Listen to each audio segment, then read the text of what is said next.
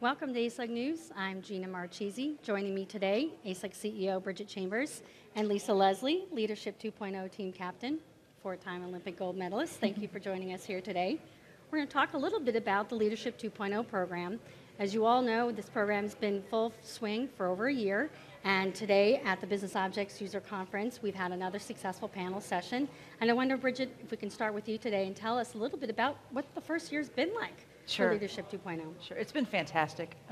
ASUG has had the pleasure for over 20 years to roll out rich and incredibly rewarding programs for our customers, but this one's different. It's more broad, and it hits everyone that has the opportunity to spread value within their company.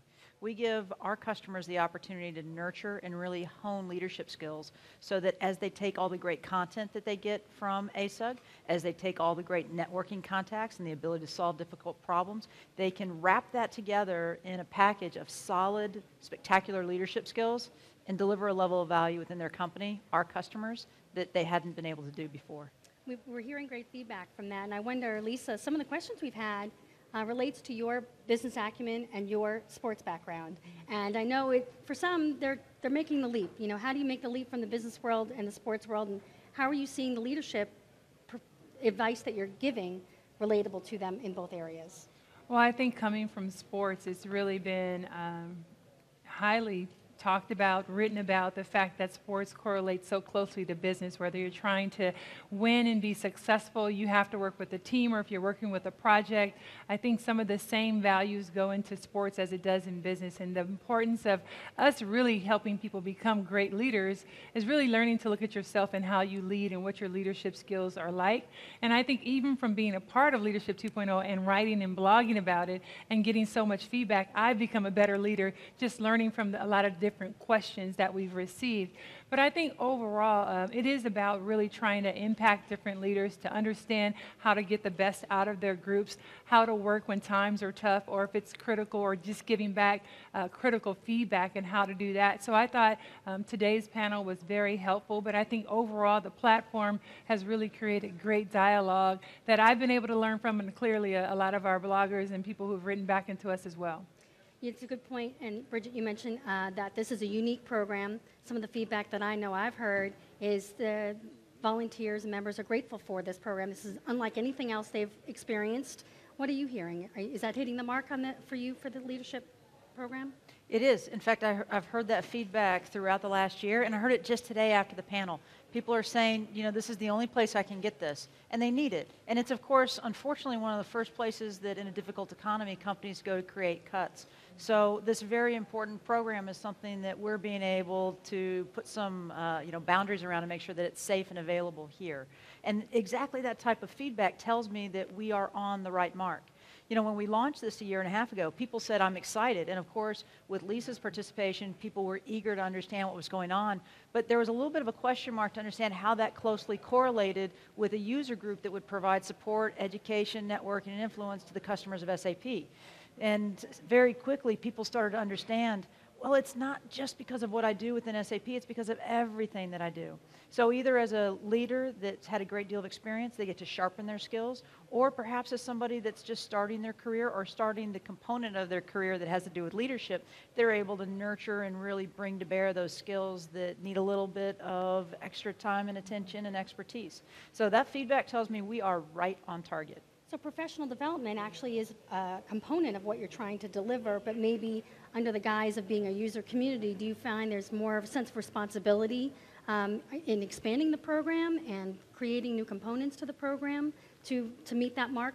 Yeah, definitely. I've been asked a lot about what type of growth milestones would you put in place for this now that it's deemed successful and we can verify that demand continues to be present in the marketplace for it. And it is exactly that, taking it to new segments. So for example, we have a fantastic community of executives called the Executive Exchange. This isn't just the CIO, this is also the CFO, the CEO, Chief Talent Officer, so on and so forth. And all of those individuals, as entrenched in their leadership skills and successes as they are, still need the opportunity to have a coach, if you will, have a safe place where they can go to just bump a couple of ideas off or share a disappointing moment that they can turn around into a great opportunity. And we're going to be able to bring that to them in a unique executive environment.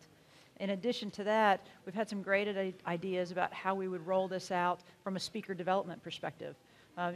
We are fortunate to be able to bring many subject matter experts to many stages throughout the year.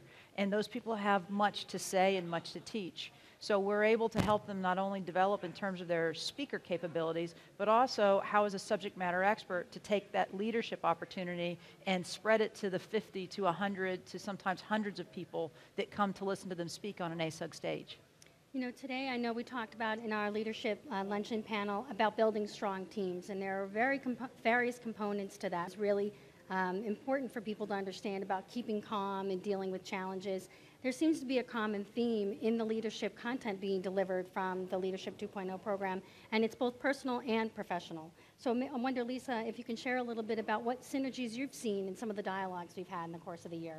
Well, I think a lot of the feedback has really been about balance and trying to balance work, you're trying to balance family, and we've seen a lot of feedback where people are even starting their careers over. We talked a lot about going back to school and furthering your education.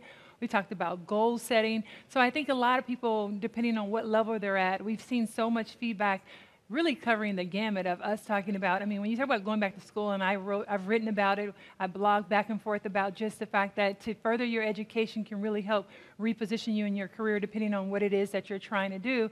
And some people frankly have to start over, and as Bridgette talked about with the economy, some people have lost their jobs and they're really thinking about what is it that they want to do now? And I always write about do what you're passionate about, do what you would do for free. And as a leader, sometimes that means taking a step back or multitasking or even volunteering, doing things that you would do, where you'd hope to get paid, but you may have to hone your skills in a completely different area to sort of change direction.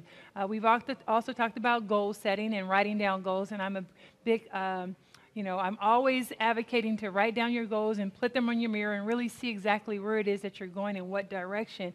And sometimes as a leader, it's the same thing that's important when you're dealing with groups or management, is to make sure that everybody's aware of what the strategic plan is. And as you do that plan, reevaluate those goals and see exactly which direction is that your team is going in, and make sure that their tactical goals are in place for day-to-day work so that everybody's sort of on the same page.